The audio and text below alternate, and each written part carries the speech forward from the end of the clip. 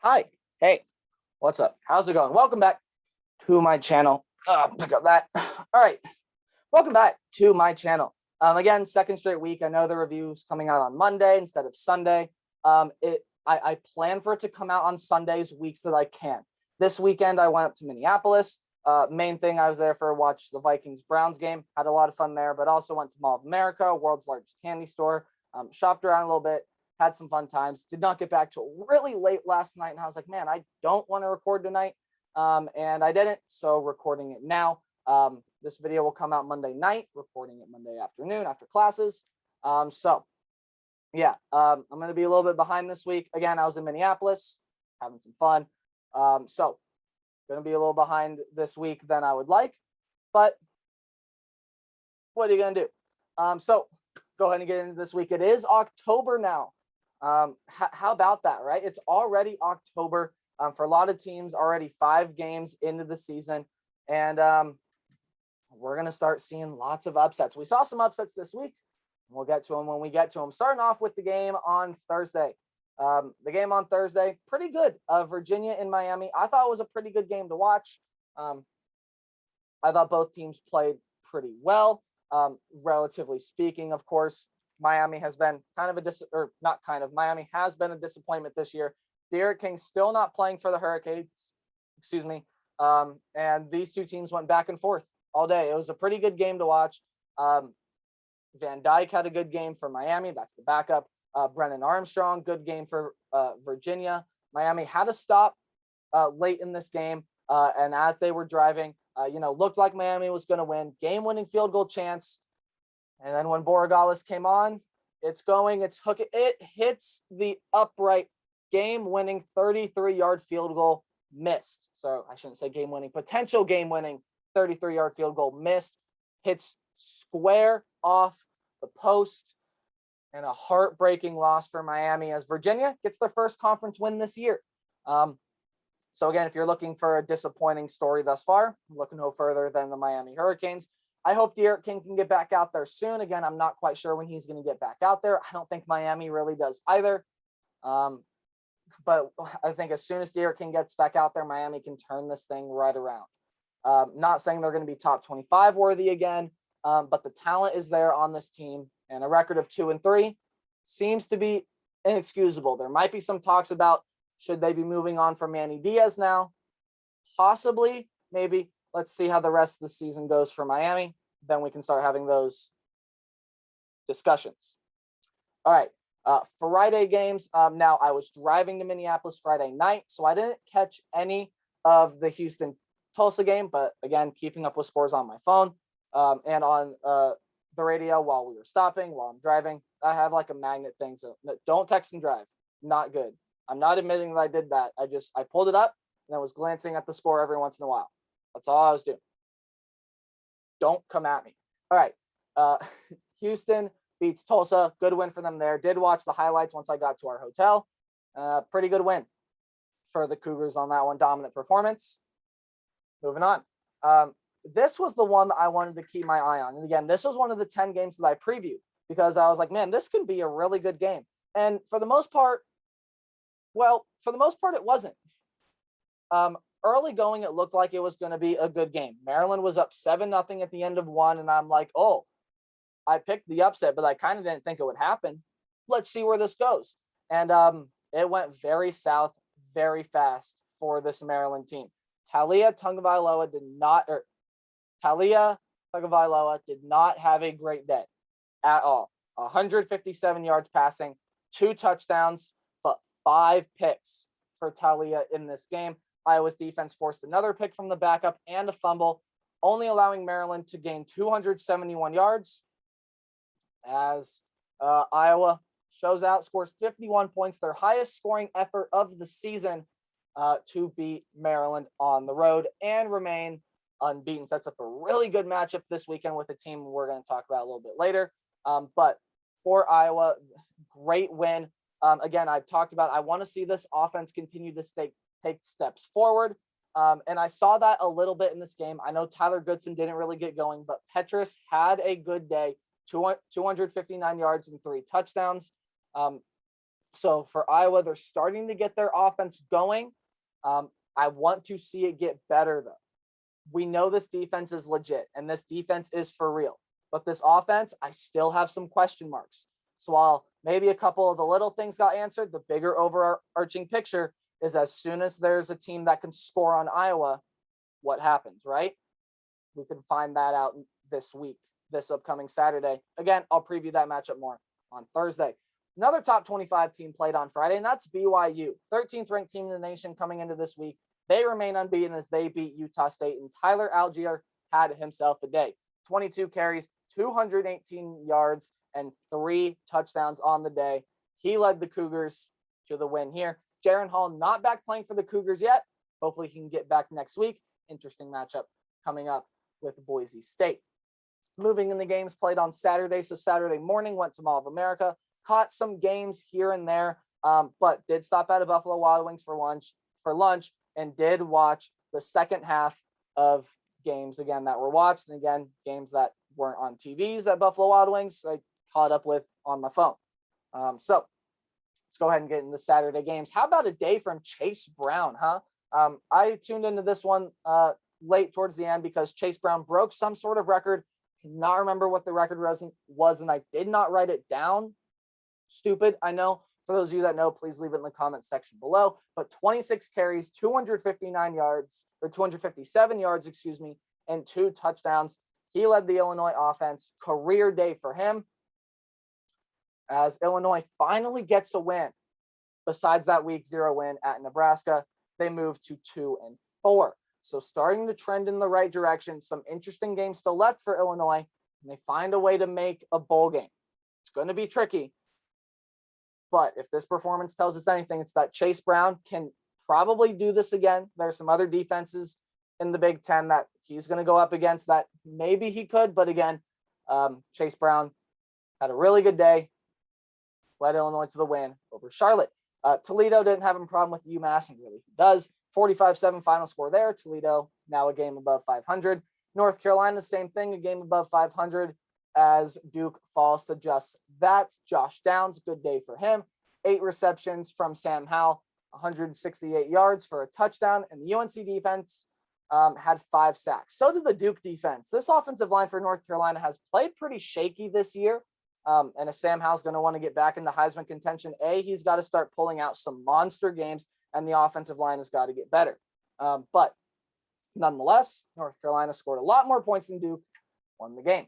Minnesota beats Purdue. But when you look at the box score, it really shouldn't have seemed that way. So Purdue played Aiden O'Connell in this game, going away from Jack Plummer, and he had a good day. 371 yards, 1 touchdown, and 1 interception. David Bell was going in this one as well, and all seemed to be pointing towards a Purdue win. Tanner Morgan wasn't throwing the ball today, or wasn't throwing the ball well. And towards the end, they didn't call a lot of passing plays for him. But Minnesota's defense came up with 2 turnovers, and that is what helped seal this win. Purdue did not capitalize on their scoring chances. They outgained Minnesota by over 150 yards, 448 to 294. But again, couldn't punch it in when it mattered. Minnesota was able to force some turnovers, and Minnesota able to win that game there. After the shocking loss to Bowling Green last week, see what happens with both these teams later down the road. Okay. One of the top 10 matchups that happened this week is this one right here, Georgia and Arkansas. And there's really no other way to put this, but Georgia made Arkansas look like Arkansas. If you know, you know. Really, there's no other way to put it, because if you want to go look at the box score for this game, please be my guest. I love stats. I love looking at box scores, but it's not going to do it justice at all. It's just not. I'm going to give you some stats from the box score, but okay, here we go. I talked about the battle in the trenches and how Traylon Smith and KJ Jefferson's ability to scramble out of the pocket might prove to be some problems for the Georgia front 7. No, it was the other way around. 52 carries for 273 yards as a team. That was Georgia's rushing stats. And then again, other side of the ball on Georgia's defense, 162 yards allowed. So Arkansas again only 162 yards gained. And Georgia didn't even have to force a turnover to do it. In a way, they kind of did. They had a blocked punt that they recovered in the end zone for a touchdown, but no defensive turnovers for Georgia, which is the impressive thing about this team. To hold a team like Arkansas. Now, I know people are going to say Arkansas was overrated. They shouldn't have been in the top 10. Beating Texas, beating Texas A&M, those are two pretty good wins for Arkansas. I think they had qualified being at least top 15. At least top 15. Top 10, again, might have been a bit of a stretch looking back at this game, but at the time, it wasn't. So for Arkansas, yeah, I mean, KJ Jefferson played in this game. JT Daniels did not. That's the other impressive thing about Georgia. This Georgia team is so deep, so good, especially on the defensive side of the ball. I really don't have a complaint about Georgia. Maybe try to get the little things on offense going. Passing attack can have a little bit of improvement. The rushing attack has been a little inconsistent here and there, but like overall, it's been really, really good. So again, got to get real nitpicky with Georgia. And yeah, Georgia is a team to beat this year. There is no question about that. This team is going to make a lot of noise come playoff time. I can just feel it. Got some interesting games left on the schedule, though. We'll see what happens. So does Arkansas. Arkansas got a lot of interesting games on the schedule as well. We'll see what happens with both of these teams moving forward. But Georgia able to get the blowout win. All right, moving on here. Western Michigan playing Buffalo. Western Michigan was, I believe, down in this game. Or no. Yeah. I believe they were down in this game at some point, like 17-7. Able to come back and win. Good day for Western Michigan, and they've made some noise. They can absolutely win the Mid-American this year. A lot of people are kind of saying, yeah, this is a solid team, but not really worthy of winning the Mid-American. Right now, they're probably the front runner to win the Mid-American Conference. Really good team there at Western Michigan. That only loss being to Michigan, who at this point is undefeated and who just beat Wisconsin. Talking about them next. So for Western Michigan, it's been a good season so far. See if it continues. And then for Michigan, it's also been a good season. 5-0 now after they beat Wisconsin. And who thought Wisconsin would be 1-3 up to this point? Probably not a lot of people. Graham Mertz, 115 yards, no touchdowns, or no, did have a touchdown, excuse me, but left in the third after got sacked, and left in the third quarter, has a chest injury after he got sacked, and they played in Chase Wolf. Didn't really do that well either. So again, this offense for Wisconsin just can't really get it going. Michigan's rushing attack couldn't really get it going in this one as well, but I give that more credit to Wisconsin's defense than I do to have Michigan's offense say, oh, that they were in a slump. No, Wisconsin's got a good defense. 34 carries, 93 yards, no touchdowns for Corum and Haskins combined. Again, just an off day for them, going against a really good Wisconsin front, but still 38 points on the board for Michigan if they were able to get the win over the Badgers, improved to 5-0. Michigan's got a lot of games left on the schedule to where they can move up. They can really move up in the rankings, but they're now in the top 10. My top 25 videos coming out tomorrow because, again, behind. But, yeah, Michigan looking good so far. Their passing attack was able to get something going in this game as well. We'll see how far this can go. All right, Pitt and Georgia Tech up next.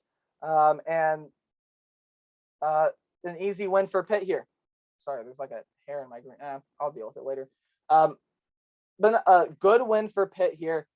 Kenny Pickett had a great day, threw for 4 touchdowns, and 1 each went to Taysir Mack, 121 receiving yards, and Jordan Addison, 117 receiving yards. Pitt gets the win. Good win for Pitt. They improved to 4-1. Tennessee kind of blew out Missouri in this game. A lot of thanks to Tyon Evans. 15 carries, 156 yards, and 3 touchdowns, including a 92-yard sprint to the end zone. And it helped Tennessee blow out Missouri here in this one. I thought this game would be close.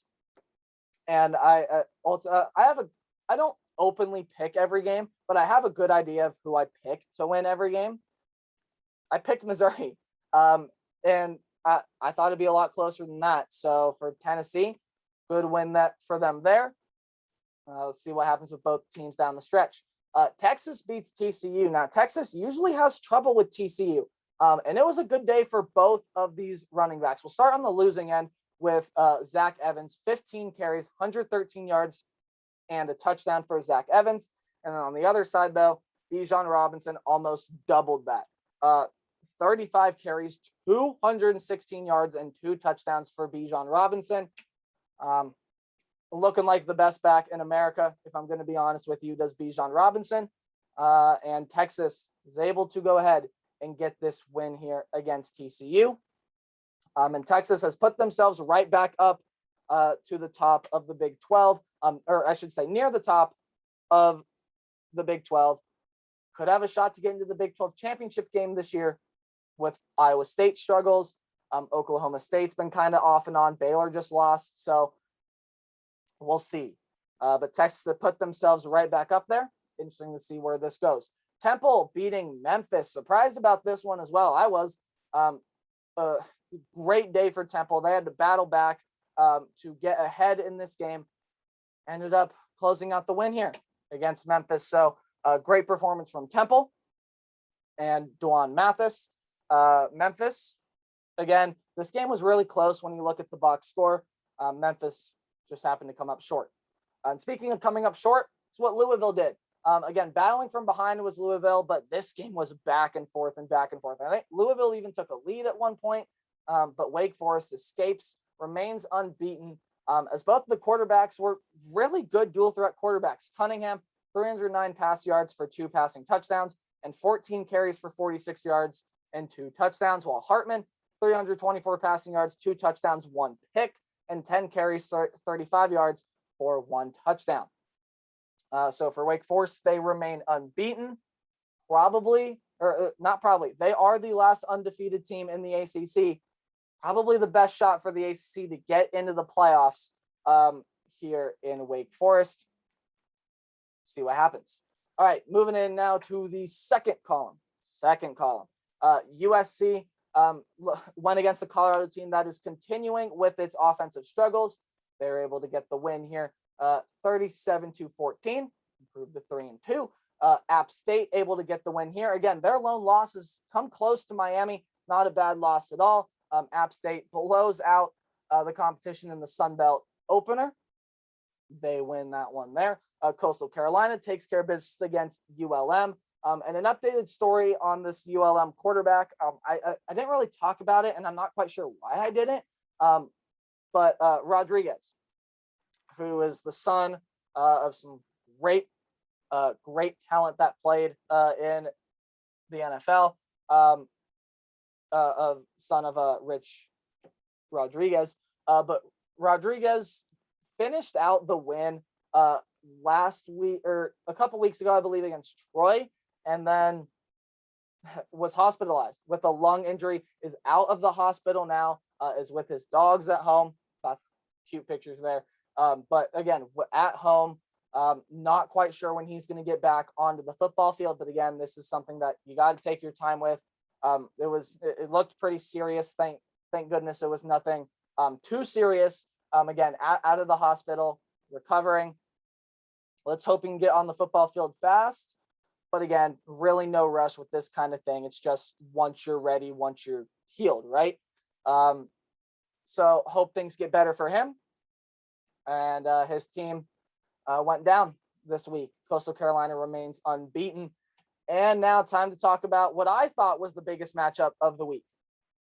Because this matchup was really going to prove who was a playoff contender and who was a playoff pretender. And the contender happens to be Cincinnati. Yeah, guys, Cincinnati is for real.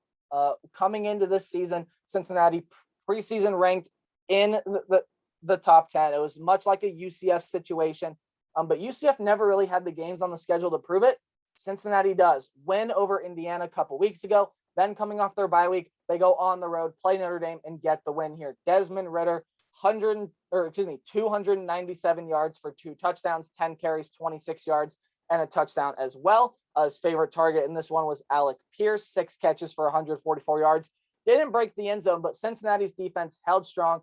Jack Cohn played much of the first half, only 114 yards, no touchdowns, and an interception. put Drew Pine in, and the offense flew much better through Drew Pine. 143 yards for a touchdown there. Michael Mayer, 8 catches for 93 yards. But it's not enough. Cincinnati's defense came up clutch in a lot of scenarios here. Lots of drives. Cincinnati's defense was able to hold, played a really good game on both sides of the ball, did Cincinnati, and they get the win. So that blows this playoff picture wide open because now, again, with upsets that have happened this week, which I will get to, again, you still have Bama, Georgia at the top. The Big Ten is looking a lot stronger, especially with Ohio State's defense improving. We'll talk about that later. And then Penn State, Iowa at the top as well. Cincinnati's put themselves right into the thick of things. So if they can take care of business in the American Athletic, and they're still going to have a lot of good teams to play in the American Athletic, SMU, Tulane, UCF. There's still a lot of great chances for Cincinnati to get some wins, build a playoff resume, and possibly make it to the college football playoff this year. It could definitely happen for Notre Dame. Most likely they're out of it again with the loss as an independent, aren't going to have the opportunity to win a conference because again, they don't have a conference. So for Notre Dame, likely done here in this one. But again, can never really count them out. Notre Dame's got a lot of tough games left on the schedule. And Cincinnati, great story here from Cincinnati. That should be 4-0, not 5-0. That should be 4-0. My apologies there, but Cincinnati looking good, looking like a contender. We'll see if Cincinnati can take care of business in the American Athletic. Texas Tech improves to 4-1 with a win over West Virginia. A great win here for Texas Tech. Tech coming into this game had Tyler Shuck out, also had Eric Ezukama out, the wide receiver. So they were playing without both of them. Roderick Thompson did come back in last week's game, the blowout loss against Texas. And again, limiting carries, 12 carries, 48 yards, did punch it into the end zone 2 times though. And that really did help Texas Tech win this game. West Virginia found themselves down 17-0 at the half. Sorry. No, West Virginia did find themselves down 17-0 at half. But they battled back, outplayed Texas Tech in the second half, I thought. Absolutely outplayed Texas Tech in the second half. Isaiah Esdale, a receiver for West Virginia, 6 catches, 113 yards, and a touchdown. And West Virginia got a field goal on their last possession. It was like, okay, forcing overtime, but Texas Tech was driving down to it. Jonathan Garibay, game-winning 32-yard field goal with 18 seconds left. Pretty much iced the game from there. Texas Tech, a couple stops, able to get the win against West Virginia. That's a good West Virginia defense as well. So for Texas Tech to get the win like that, again, Texas Tech still has to play TCU and Oklahoma State, and even Baylor as well. So Iowa State as well, right?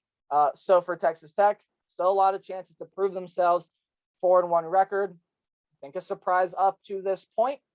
We'll see what happens the rest of the way for both these teams. Ohio finally gets a win. They finally get a win behind 2 great rushing performances. DeMontre Tuggle, 17 carries, 201 yards, and 1 touchdown. And Armani Rogers, a UNLV transfer, 15 carries, 113 yards, 2 touchdowns. Ohio gets their first win of the year, starting to turn things around. You got to hope, though, that Rourke can play better at quarterback. We'll see how it goes. This result surprised me here. I did not watch any of this game, but I did watch highlights as soon as I saw the score. I was like, how did that happen? So Navy gets their first win of the year. And this is a prime example of how important Dylan Gabriel is to this UCF team. 326 yards on offense. That was it for UCF. And you're like, that's it? I mean, 326 yards is nothing to sniff at. It's a solid day, but it's not a UCF day, right? That is so far below what UCF is capable of with Dylan Gabriel at the helm. 2 for 10 on third down, also where Dylan Gabriel comes in handy. 2 turnovers and only 20 minutes, 40 seconds of time of possession for UCF. So missing Dylan Gabriel, absolutely. he expects to be back sometime this year, but we don't know when. And it seems like he needs to get back out there fast because UCF missing him right now, missing him big time. So let's see if UCF can turn some things around without Dylan Gabriel at the helm. But Navy gets their first win of the year in an upset. Miami of Ohio gets the win over Central Michigan. Good win there. Kent State gets the win over Bowling Green after Bowling Green's surprising upset over Minnesota. Kept that one close, but Kent State able to pull it out. All right, South Carolina and Troy. I did want to talk about this one a little bit because this was a turnover fest. 4 turnovers for Troy, 2 fumbles and 2 interceptions, while 3 fumbles for South Carolina. But South Carolina able to pull out the win here. Also had 10 penalties for 93 yards did South Carolina. So the defense came up, made some big plays for South Carolina in this game. They're able to get the win here over a feisty Troy team. They only had 2 penalties for 16 yards. So South Carolina, this is a very dirty win. Not how you would like to win this game, but again, they all count. So they improved to 3-2. And for Troy, hey, this is a solid team in Troy. Really did give it their best. It's just South Carolina's defense came through, made some pretty big plays. All right, Tulane and East Carolina. I've talked about how I think Tulane is a good team, and I really do think they can be, but they did not play like it here in this game. But also Keaton Mitchell for East Carolina kind of went crazy. 15 carries, 222 yards, and 2 touchdowns. That's his 3rd straight game with 100+ rushing yards. So Keaton Mitchell breaking out as a star in college football. Really good back. He's very shifty, very fast as well. As East Carolina able to beat Tulane. All right, another huge matchup in the SEC now. Alabama and Ole Miss. After Georgia beat Arkansas like that, I'm like, okay, this is my number 1 team for sure. And then Alabama Ole Miss game happened. 42-7 should have been the score of this game, but again, garbage time points, they count. So 42-21 your final score, but really the score was 42-7. It was a lot more lopsided than the score seems. The score shows it was a lopsided game, but just not as lopsided of a game as it was. Matt Corral, 213 yards, 1 touchdown. Bryce Young, 241 yards, 2 touchdowns and 1 interception. And Brian Robinson, the back for Alabama, had a great day. 36 carries, 171 yards, and 4 touchdowns for the Crimson Tide. And speaking of running backs, they're going to lose Jace McClellan for the year. Knee injury. The Bama running back tore something in his knee, probably in ACL, you would guess. Yeah, they're going to lose him for the year. So the injuries for Bama are starting to pile up, right? Anderson's had some injury problems. There have been some other linebackers there as well, having some problems for Alabama. So injuries starting to become a factor for this Alabama team. See how much it affects them later down the line. But in this one, utter domination. Only 291 yards allowed by this Bama defense as well, as they remain the number 1 team in the nation and undefeated. Ohio State, how about this defense? How this defense is getting a lot better. When you look at their first 3 games of the year, the Minnesota game, the defense, now looking back on it, played pretty solidly. Again, not great, but pretty solid. But those 2 games against Oregon and Tulsa were just like, that's the Ohio State defense this year? Okay. And then these last 2 games against Akron and Rutgers have proven otherwise. Ohio State's defense is getting better. It is getting better. Can it contend with the 2 top teams in the Big Ten, right? We've already talked about Iowa. We're going to talk about Penn State in a little bit. But yeah, that defense is getting better. It's a totally different defense than it was a couple of weeks ago. Got to see if it continues for the Buckeyes. And also CJ Stroud. He's been throwing high, overthrowing guys, and he cleaned that up in this game. 17 of 23, 330 yards and 5 touchdowns. They also got Olave back in after the last 2 games only having 2 combined catches. This Ohio State team looks different. Something about Ohio State flipped the switch these last 2 weeks. See if it continues later down the line. They got a lot of interesting games second half of their schedule. See how it goes. Nevada beats Boise State. Again, I keep telling you guys, watch out for Nevada. Great day for Carson Strong. Great day for Hank Bachmeier as well. Toa, the running back for Nevada, good day as well. 12 carries, 124 yards, 2 touchdowns. And they were able to shut down Khalil Shakir pretty well in this game where the Wolfpack defense, but Stephen Cobb stepped in. 10 catches, 132 yards, and 2 touchdowns. But it was too little, too late for Boise State. Nevada gets the win. Florida Atlantic beats FIU, so a good win there.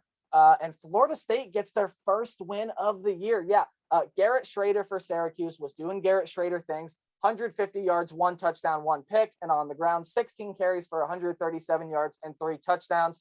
And on the other side, Jordan Travis says, hey, that looks fun. I want to do that. So 131 passing yards, 2 touchdowns, and 1 interception through the air. On the ground, though, 19 carries for 113 yards was Jordan Travis. And this one grinded out to the end.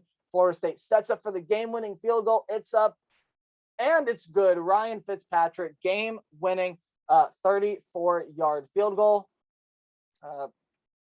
Ryan Fitzgerald. What did I say? Fitzpatrick? I'm so sorry, Florida State fans. Ryan Fitzgerald. Ryan Fitzpatrick, quarterback in the NFL, obviously. Ryan Fitzgerald. Apologies. Ryan Fitzgerald, game-winning 34-yard field goal to give Florida State their first win of the year. Oklahoma avoids an upset bid at Kansas State as well. Spencer Rattler played really well. 22 of 25, 243 yards, 2 touchdowns, 1 pick. But this game saw the return of Skylar Thompson. 320 yards and 3 touchdowns. I didn't think Thompson was going to play in this game. Yeah, here he was. Deuce Vaughn had a good day as well. 15 carries for 51 yards, but through the air. 10 catches for 104 yards and 1 touchdown. Kansas State, late in the game, went down the score, made it a 6-point game, tried the onside kick, and they've recovered it in years past. Did not recover it this time, though. Oklahoma stays undefeated, avoids an upset bid from the Wildcats. SMU remains unbeaten with a win over South Florida. There you go down there. And then Georgia Southern. This was a great game for Georgia Southern, especially rushing the football. Logan Wright and Jalen White. Don't get those two names confused. It's Logan Wright, Wright, and Jalen White, Whit. Okay, just thought I'd get that out of the way. 24 carries, 365 yards, 4 touchdowns combined, and rushing overall for Georgia Southern. 50 carries, 503 yards, and 7 touchdowns. The defense racked up 7 sacks, 12 tackles for loss, and 4 interceptions with 1 pick six against Arkansas State as well. Georgia Southern looked really impressive in that game. 59 points on the board and a win in the win column. All right, moving on now to the middle column. Speaking of columns, switching here. All right, Oregon. Yeah, Oregon goes down, right? I've heard some people saying now that win, that loss for Ohio State is looking worse and worse. I'm going to disagree with you there. I think this was a classic example of just a good bona fide upset. Oregon didn't necessarily play bad. They didn't play as well as they could have. They didn't play bad, but Stanford definitely outplayed them. That is what happened in this game. So Oregon, they trailed 7-17 at half. Again, Stanford was outplaying them. You got to think, okay, guys, come on. We're the number 3 ranked team in the country for a reason. Let's get it together. And they did. 24-17 with 1 minute and 59 seconds left. They punt the ball away. And after a false start on 2nd and 10 to make it 2nd and 15, the win percentage, according to the FPI, again, ESPN has a little graph, was 99.9% for Oregon.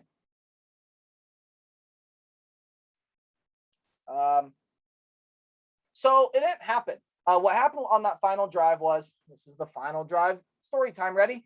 Pass interference, unsportsmanlike conduct, defensive holding, penalties on that final drive for Oregon. Helped Stanford get into the end zone on the last play of regulation. And then again, Stanford went back to saying, hey, remember when we were outplaying Oregon? Yeah, let's do that again. And they did that again in overtime. So a huge upset here as the number 3 ranked team in the nation goes down. I don't think Oregon's playoff chances are done, especially because they have that win against Ohio State. And Ohio State, again, as we just talked about, is improving their play. But now Oregon's got to win out, and they still got some tough games left on the schedule. So should be interesting to watch Oregon the rest of the way. Again, I don't think that loss for Ohio State looks any worse. It's a better loss than Virginia Tech was in 2014.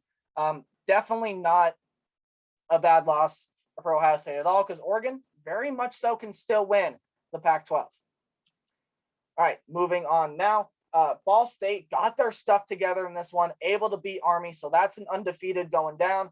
28-16, Ball State wins. After a long delay, Northern Illinois, Eastern Michigan finally got to play a football game, and it saw Northern Illinois win that one. Washington State able to beat California as California falls to 1-4. So a good win there for Washington State. And UTSA remains unbeaten as well. 24-17, the final score over UNLV. Good win there for the Roadrunners. Okay. Another upset. Kentucky. So now you got 3 unbeaten teams left in the SEC. They're Bama, Georgia, and Kentucky. How about that, huh? Yeah, Kentucky is still unbeaten. They upset Florida. They beat Florida for the first time in Lexington since, I believe, 1998. And here's how they did it. Emory Jones, quarterback for Florida, 203 yards, 1 touchdown, 1 pick, 13 carries for 63 yards. Will Levis was not having a great day. 7 of 17 for 87 yards, 1 touchdown, and 1 pick. But Wan'Dale Robinson had 65 of those yards, 4 catches, 65 yards, and 1 touchdown for Wan'Dale Robinson. Chris Rodriguez got into the end zone as well, but it was the defense that helped Kentucky win this game. A huge goal line stand for Kentucky at the end of the game. And that was it. Kentucky upsets Florida, remain unbeaten, knocks Florida out of playoff contention. Now you would think, again, with the 2 losses, team stats, Florida did outgain Kentucky 382 to 224, but Florida had 15 penalties for 115 yards. You're not going to win a game like that. So for Florida, probably out of playoff contention. And for Kentucky, let's see how far this can go. North Carolina State had to battle against Louisiana Tech, but they're able to get the win. And I'm starting to think that Louisiana Tech might not be that bad of a team. They've given Mississippi State a good run. They've battled with some other teams that's been surprising. They battled here against North Carolina State. I think Louisiana Tech's not a bad team, guys. So watch out for them if your favorite team has them on the schedule later down the line. Could be dangerous, but North Carolina State escapes with the win. Air Force is able to beat New Mexico, but I did want to highlight a defensive player here for New Mexico named Joey Noble. 18 tackles, 9 by himself, a sack, and 2.5 tackles for loss. He seemed to be everywhere, doing everything for the Lobos, but his team came up short. Rice here able to beat Southern Miss, so they get the win there. And another upset. We're going to stay in the SEC for this one as well. Mississippi State beats Texas A&M. You can tell Texas A&M is missing Haynes King, and I can say that with confidence now. Going to look through some stats here. Rogers for Mississippi State, quarterback, 408 yards for 3 touchdowns. Mekhi Polk, his leading receiver in this game, 13 catches, 126 yards, and 2 touchdowns. Great day for Mississippi State offensively. Didn't show as much on the scoreboard, but yeah, a good day for Mike Leach's staff. But for Texas A&M, they're missing Haynes King. Calzada, 135 yards, 1 touchdown, 1 interception. Isaiah Spiller, 16 carries, 100 yards. Achane had a good game in this one as well. But the A&M offense, 297 total yards of offense. They need Haynes King to come back. They really do need Haynes King to come back. Bama is up on the schedule this week. Looking a little dicey, that one as well. Seeing how Bama played that last game against Ole Miss and how Texas Tech played that last game. So we'll see if Texas A&M can turn it around. But again, another team in the SEC out of playoff contention. And that's Texas A&M. moving into the Big 12, it was a battle of unbeatens coming in. Only one can walk away. Happened to be Oklahoma State. Spencer Sanders did not have a great day in this one either. Threw 3 picks, but Jalen Warren putting the team on his back like usual. 36 carries, 125 yards, and 2 touchdowns. And sharing some stats now from the Baylor offense that, like I said, coming into this game, were ranked top 10, top 25 in the nation in a lot of offensive categories. Only 280 total yards and 3 of 15 on third downs. Did not have a turnover in this game. Again, Oklahoma State had 3 of the 3 picks thrown by Spencer Sanders. So they were able to overcome that with a great defensive effort were the Cowboys, and they win this one. Baylor's offense did not look like themselves in this game. I think Baylor can still be a threat to a lot of Big 12 teams later down the line.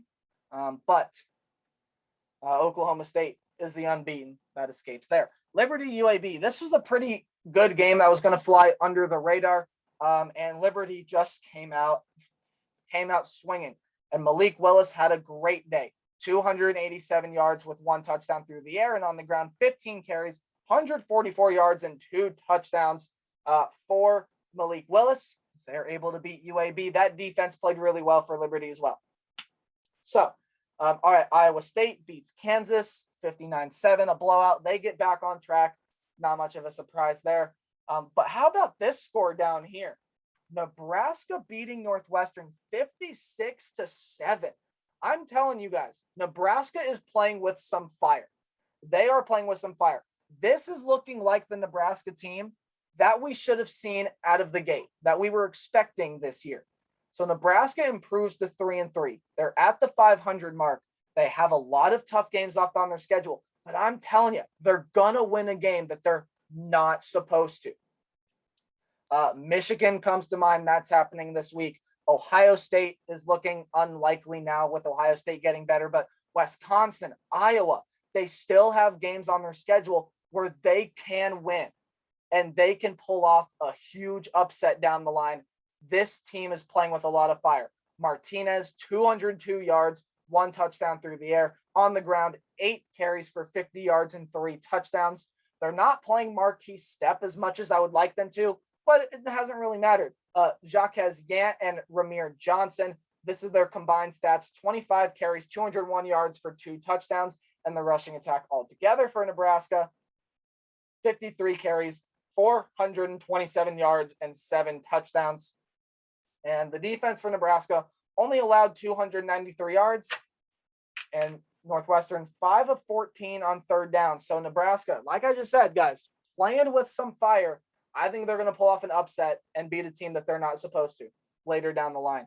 Nebraska can cause some havoc in the Big Ten. We'll see if they can do what I'm predicting.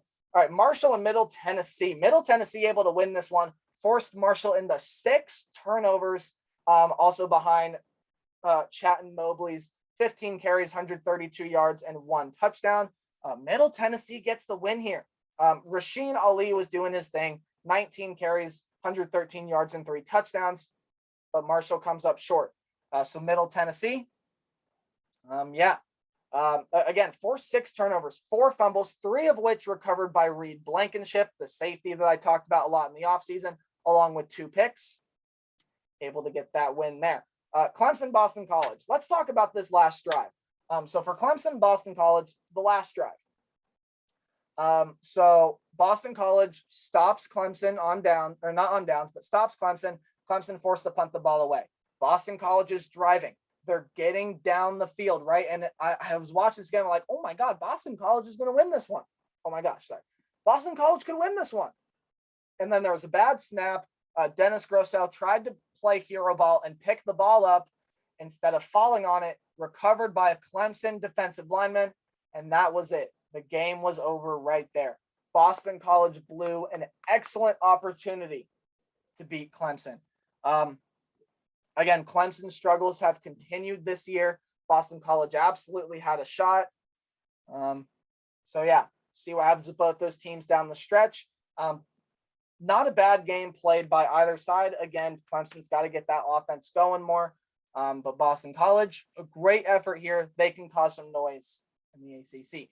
Vanderbilt ends a home losing streak as Joseph Bolavas game-winning 31-yard field goal as time expires. UConn remains winless.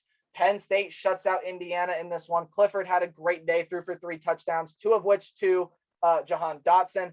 And Michael Penix may have another injury this year. 118 yards, no touchdowns with 1 interception, but left in the third quarter after he separated his throwing shoulder and is now week to week. So hopefully Penix can get back on the field. Again, that game with Ohio State here in a couple of weeks. A lot of people thought Indiana could win that one coming into this year. Now, it's not looking like it, especially if they don't have Penix. But this team has not played as well as they did last year. So for Indiana, they want Penix to get back as soon as possible. But again, don't know how that's going to go. With separating the throwing shoulder, you can be out for a couple weeks. You can be out for a couple months. So it all depends. And Penn State looks like the real deal. A huge matchup with Iowa this week. Top 5 matchup. That's a huge game. Potential Big Ten title game rematch there as well. That game is going to be a lot of fun to watch. Louisiana beats South Alabama. Kicking problems for both teams in this game. Louisiana has not looked like the team that we thought they were going to be, but they're still able to get the win here. All right, last column. Again, I know these videos are long. Thanks for sticking with me if you've made it this far. Zoppy for Western Kentucky, 46 of 64, 488 yards and 3 touchdowns. Third to my guy, Jareth Stearns, 17 catches, 186 yards and 1 touchdown for Stearns. As Western Kentucky put up a lot of offense against this Michigan State defense. But Michigan State's offense put up more. Kenneth Walker, 126 yards with 3 touchdowns. And Jalen Nailor and Jaden Reed, 12 catches, 255 yards, 1 touchdown. That's the combined stats. Michigan State's able to win. UTEP continuing a really good season this year. They improved to 4-1 with a win over Old Dominion.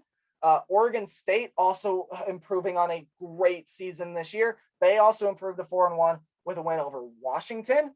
So Washington, now that probably pushes them out of Pac-12 contention, you would think, possibly.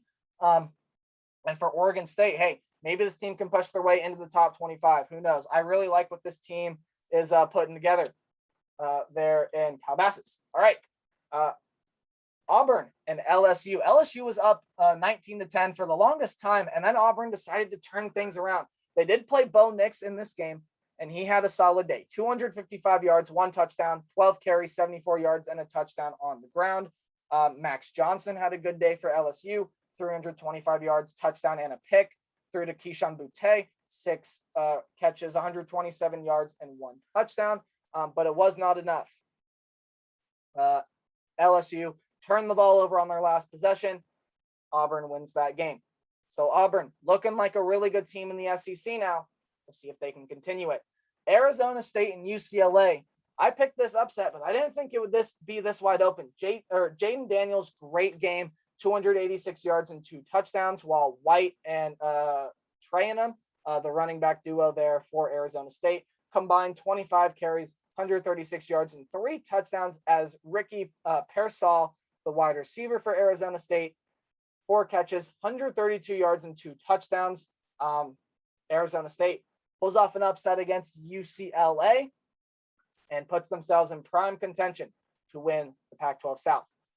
All right, Nick Starkel did not play for San Jose State in this game, but San Jose State did squeak out a 6-point win. And then the last game, fell asleep, did not watch this one, but did wake up and watch highlights first thing in the morning. Jake Hayner, 388 yards, 3 touchdowns, but 4 interceptions. Lots of miscues for Fresno State, 6 turnovers, 2 fumbles, 4 interceptions, 10 penalties for 120 yards, and Hawaii pulls off the upset against Fresno State. All right, there it is, guys. Your review. Here are the teams that were on bye week. After a crazy first weekend of October, there are 17 undefeated teams left. 17. And the potential for a lot more upsets to come later this month in October. Still a lot of big games left to be played. Still a lot of things left to be figured out. this October is going to be crazy. It already has been crazy. Lots of upsets this week already. Next week could pose for some as well. Also, some really big games next week to help decide playoff conversation, conference races, and things like that. So again, 17 unbeaten teams left. We'll see who can remain after next week. My top 25 videos coming out tomorrow. I have the list all done. I just won't have time to record it tonight. So tomorrow is when you will get that one. And yeah, anything else you guys would like to know, leave that in the comment section down below. Otherwise, if you enjoyed, leave a like, comment, subscribe, do all that stuff. Again, if you made it this far, you watch these videos, I'm very thankful. You are the real ones. As usual, I'll duck down so you can look at the board for a second or two before this video ends. I'll see all of you guys tomorrow with my top 25. Goodbye.